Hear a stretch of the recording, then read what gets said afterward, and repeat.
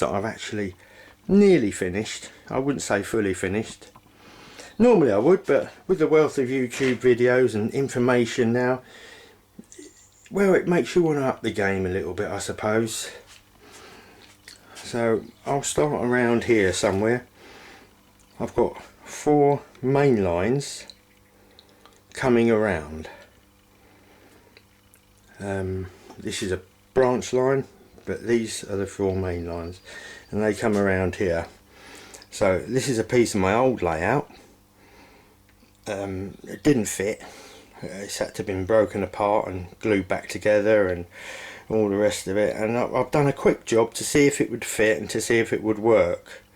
So now that I've watched 100 YouTube videos and I've bought a static grass applicator, I can see a lot of ways in which I can improve that. A bit of scatter, but these bushes, I mean, they're alright, but I just know that it can be done better now, so I will go back over that again. Then I've got this piece here, which is the corner. I was originally going to have a raised town scene going right the way across, then another raised town scene the other side with maybe a road joining them, and a station underneath supported by girders, etc. But then I changed my mind because I looked at it, I drew a picture of it, it didn't look very good.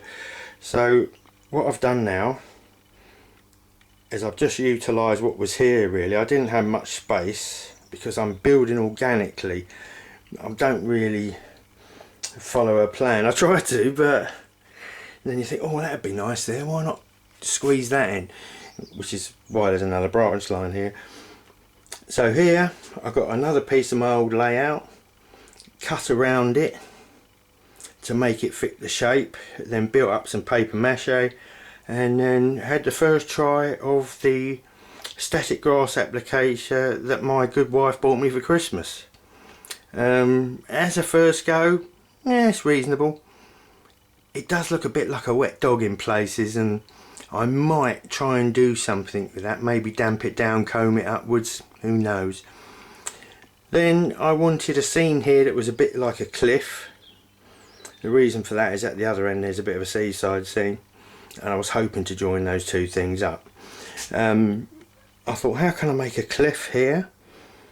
Should I put some stuff over it, the plasterboard that was originally there? And then I thought, well, hold on, it's plasterboard. So I peeled off the outside, and underneath is plaster. I've had a little dig at it with screwdrivers and chisels and all sorts, and initially, well, it's not too bad. I can see that a few bits of wash of colour will go down well there. Also, you've got this problem that I've built right into the very window there to get as much room as possible. And one of the ways I want to try and hide that is by putting this white fence right the way across, hoping that your eye will catch it and not catch the fact there's a big chunk of wood poking out. Right, so that's that corner. Here is going to be my station, and at the moment I've got some plastic old style, I think they're Hornby stations, just as a setup to see if everything works, trains go around and nothing hits. And I've got this corner that needs some work done because the 2 back scenes, I didn't know I wasn't going to use one at this end, and I bought a set that only had 3 sections on it, which was 30 foot, and I needed 40 foot, so that's a bit of a mix mash there. Right, so coming round from there, this is a small kind of fiddle yard that I've built during lockdown, and a turntable, which doesn't look as red as that in real life. But that's my first attempt at weathering anything. I've used just old stuff that I've had lying around and some weathering powders that I bought. This is like a small signal box. It came off my old layout and I wanted to incorporate it if I possibly could. And what that is just a bit of wire attached to this bit of plastic, so that when you move it, it moves the signal.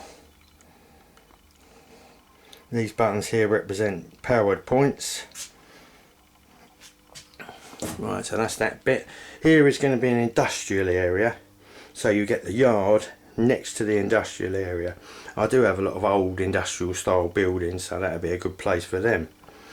This is my, well, I suppose you could call it a controls centre. Ouch. Two standard DC controllers giving me control of the 4 main lines.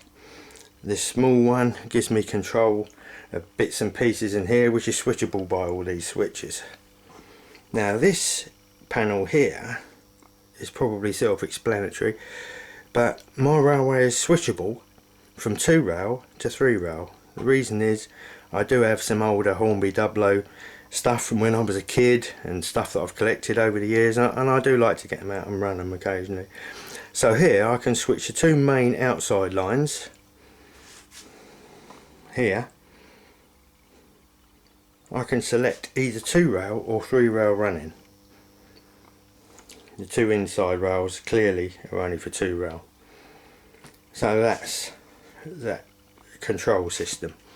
Now I've got another section here, again completed throughout lockdown. Now it has got lights, but you can't see it from this side.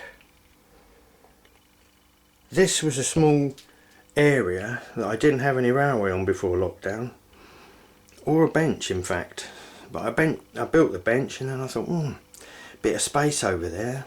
I also wanted to incorporate a homage to Hornby Dublo with its original track. Even though I did have this track homemade to look more authentic, which was going to be my intention, it doesn't sound the same as Hornby Dublo locos clattering over fully metal track. I have tried to weather them and incorporate them in a bit, but I wanted a little homage to Hornby Dublo, and to the end I've built this whole section. So what you've got is a branch line comes in there off the outside rail, and coming along there, around through this little section here, which you can run around the outside to go on that line, or you can run around the inside to go on this line. At that end there's a Hornby Dublo only yard and another one there, and it goes across the gorge there and out to that little branch line station. Also, if I want to turn an engine, I can come down here. If the door's shut and bolted, I can go onto there, onto the turntable, swing around, come back out. That's a powered original Hornby Dublo point. Okay, so that's the majority of the shed. Obviously what I've done here is painted the blue and clouds before I put the back scene on, and then painstakingly took a pair of scissors and cut all the sky part off the back scene and then stuck it on. I still have some work to do on that. I'm not 100%. It looks too white at the top there and too blue at the bottom. It doesn't quite blend, and it looks a bit like a storm coming in, and I want to get rid of that. Right, time scale. I'm looking at somewhere between 35 to late 60s. The reason for that is I want to incorporate my steam locos and my later diesel locos, and the plan is to have drawers under here containing each company's locomotives and rolling stock. So one will be LMS, LNER, and dated by era. So if I want to come and run a steam day, for instance, I can get out my pre-grouping locos, LMS, etc., and my British Rail post-grouping locos, and I can have a realistic running session with those locos.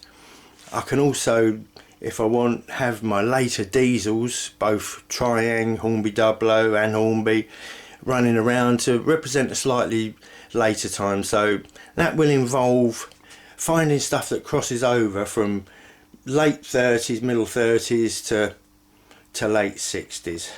But these are all plans and thoughts at the moment. Who knows where it may lead.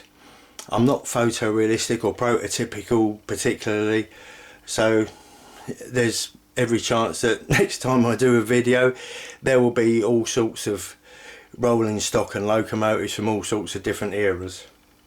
Right, I think I've waffled on enough. I think I've given you a general background of what's going on. Feel free to subscribe, like the bell thing, etc, etc, and most of all comment if you think I need to do something, or you can give me some words of advice. I'm by no means an expert, then I'll be happy to hear that. The only thing I ask is that you keep it respectful. Cheers.